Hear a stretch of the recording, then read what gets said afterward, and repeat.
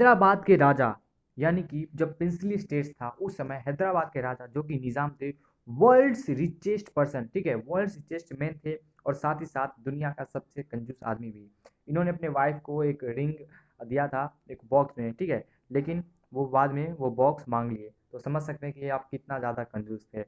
इन्होंने कैसे, ठीक है, लड़ाई करवाया और साथ ही साथ इंडियन मिलिट्री ने मिलकर कैसे हैदराबाद को ज्वाइन करवाया इंडियन टेरिटरी के अंदर।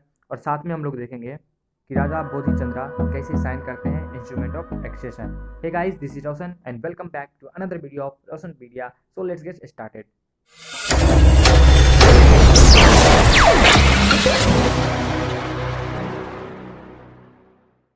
तो टॉपिक को स्टार्ट करने से पहले सबसे पहले एक फैक्ट को देखते हैं। सरदार वल्लभ भाई पटेल, जी हाँ, सरदार वल्लभ भाई पटेल पहला डिप्यूटी पीएम थे इंडिया के। आज़ादी मिलने के बाद सबसे पहला डिप्यूटी पीएम थे, वो कौन थे? सरदार वल्लभ भाई पटेल।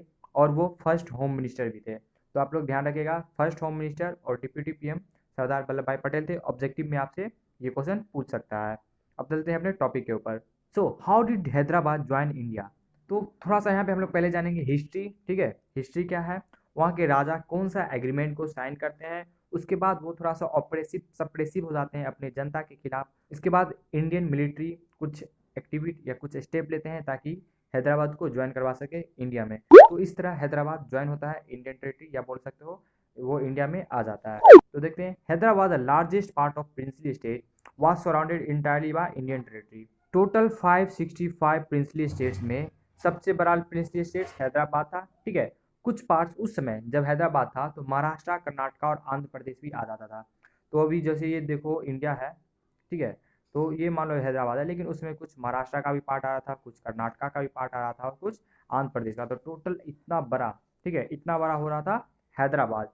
और वहाँ के जो राजा थे उनको एक टाइटल मिला हुआ था निज़ाम, ठीक है, और वो वर्ल्ड के रिचेस्ट मैन थे।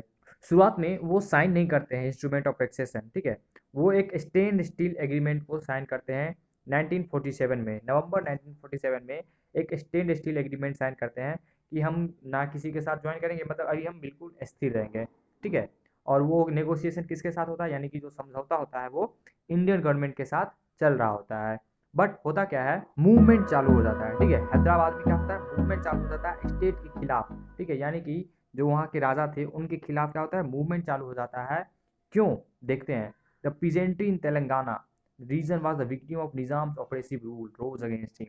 यानी कि वहाँ के जो पीजेंट्री थे, वुमेन थे, फार्मर जो था, किसान सब था, वो सब बहुत ही ज़्यादा जो ऑपरेसिव रूल था, ठीक है, जो सप्रेस किया जा रहा था किसान सबको, वो सब बिल्कुल परेशान हो गए थे। किसके खिलाफ, ठीक है, जो निज़ाम का जो फोर्स था उनके खिलाफ बिल्कुल परेशान हो गए थे और मूवमेंट चालू कर देते हैं उनके खिलाफ, रोज हो जाते हैं, यानी कि उनके खिलाफ खड़े हो जाते हैं। और इसमें सबसे ज़्यादा सफ़र देखने को मिलता है, कोई भी जब ऐसा कुछ कांड होता है, या कह सकते हो कि जब ऐसा ऑपरेसिव रूल होता है तो सबसे ज़्यादा सफ़र वुमेन ही करती है। And they join the movement in large number, ठीक है, और वो बहुत ही बड़ी संख्या में ज्वाइन करते हैं मूवमेंट को। इस मूवमेंट में लोगों को कम्युनिस्ट और हैदराबाद कांग्रेस का भी सपोर्ट मिलता है। मूवमेंट बहुत बड़ा मूवमेंट बन जाता है। तो इस मूवमेंट को सप्रेस करने के लिए निज़ाम क्या करता है, अपने पैरा मिलिट्री फोर्स को, ठीक है, जिसका नाम था राजा कर्ज। अगर पूछेगा बोर्ड में आप लोग से कि कौन सा फोर्स को छोड़ा गया था निज़ाम के द्वारा, तो आप लोग लिखिएगा राजा कर्ज, ठीक है। राजा कर्ज इस फोर्स को निज़ाम छोड़ देता है पीपल को सप्रेस करने के लिए कि मूवमेंट को दबाया जाए। और बहुत ही ज़्यादा, ठीक है, अत्याचार देखने को मिलता है। कम्युनल नेचर, जो राजा कार्य यानी कि जो उसके जो सैनिक थे, ये बहुत ही ज़्यादा मतलब अत्याचार दुर्व्यवहार करते हैं लोगों के खिलाफ।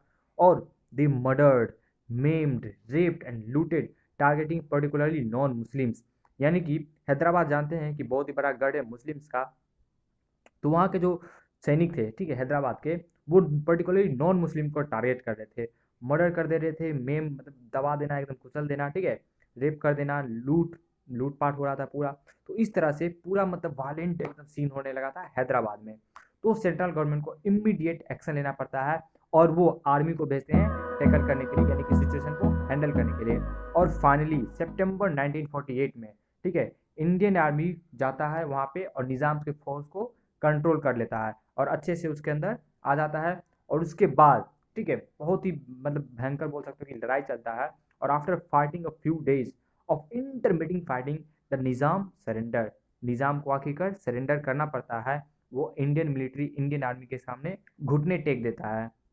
और इस तरह हैदराबाद का एक्सेशन हो जाता है इंडिया के अंदर। अब देखते हैं मणिपुर का। मणिपुर के उस समय के राजा थे राजा बोधिचंद्रा, ठीक है, बोधिचंद्र सिंह मणिपुर के महाराजा थे। वो शुरू में इंस्ट्रूमेंट ऑफ एक्सेशन साइन करते हैं, बट क्यों, with assurance that interim autonomy will be maintain, यानी कि हम इंडियन टेरिटरी के तो अंदर आ जाएंगे लेकिन जो पूरा कंट्रोल रहेगा इस राज्य का, ठीक है, वो मेरे अंदर रहेगा। तो इससे इस इंश्योरेंस को लेकर वो साइन करते हैं, बट अंडर पब्लिक प्रेशर, ठीक है। इलेक्शन होता है जून 1948 में, बहुत ही ज़्यादा पब्लिक आउटरीच और मास, मतलब पब्लिक बाहर निकल के आते हैं और बोलते हैं कि अब मतलब बहुत ही ज़्यादा प्रेशर बनाया जाता है राजा बोधिचंद्रा के बाद। और क्या होता है कि जून 1948 में इलेक्शन होता है, और इसी से आप कह सकते हैं कि मणिपुर, ठीक है, अगर बोर्ड में आपसे पूछेगा लोकेट द स्टेट जहाँ पे सबसे पहला इलेक्शन हुआ था, वो भी किस बेसिस पे, यूनिवर्सल एडल्ट फ्रेंचाइजीज के बेसिस पे, तो वो स्टेट था मणिपुर। एक मार्क्स में ये क्वेश्चन पूछेगा, आप लोग एकदम मणिपुर लगा दीजिएगा। मणिपुर कहाँ है आप लोग नीचे कमेंट बॉक्स में बताइए, ठीक है। तो ये पहला एक स्टेट बन गया जहाँ पे यूनिवर्सल एडल्ट फ्रेंचाइजीज को बेसिस पे इलेक्शन होता है। और Congress wanted the merger but other political parties oppose to this. Congress तो चाह रहा था, क्योंकि कांग्रेस तो पूरे सत्ता में था, वही एक पार्टी था, पॉलिटिकल पार्टी, बहुत बड़ा पार्टी था, तो वो चाह रहा था कि मणिपुर क्या हो जाए, इंडिया टेरिटरी के अंदर आ जाए। लेकिन जो अदर पॉलिटिकल पार्टीज थे वो इस चीज़ को अपोज कर रहे थे। But somehow government of India, ठीक है, एब्रीविएशन आप लोग ध्यान रखिएगा, government of India succeeded in pressurizing the Maharaja into signing a merger agreement in September 1949 without consulting the popularly elected legislative assembly of Manipur। यानी कि वहाँ के, ठीक है, जो MP MLA वगैरह थे उनको बिना कंडक्ट किए, बिना कंसल्ट किए हुए ही मर्जर एग्रीमेंट साइन करवा लेते हैं महाराजा से। अब महाराजा ही जब खुद साइन कर लिया है मर्जर एग्रीमेंट, यानी कि वो इंडिया टेरिटरी के साथ मर्ज हो चुका है, तो अब कोई क्या कर सकता है, कुछ नहीं कर सकता है। तो यहाँ पे गवर्नमेंट ऑफ इंडिया का बहुत ही बड़ा क्लेवरनेस था, चालाकी था। और सितंबर 1949 में इस तरह क्या होता है, मणिपुर इंडियन टेरिटरी को ज्वाइन कर लेता है, मर्ज हो जाता है। तो गाइज ये सारा टॉपिक अच्छे से आपको समझ में आएगा, और कुछ माइन्यूट चीज़ें जो आपको कहीं नहीं मिलता, जहाँ पे भी आपको वो छोटा छोटा चीज़ भी सीखने को मिला होगा। तो गाइज अगर आपको अभी भी कुछ भी डाउट्स है तो नीचे कमेंट बॉक्स में जरूर पूछें, और अगर हाँ ये वीडियो अच्छा लगा है तो अपने दोस्तों के साथ भी शेयर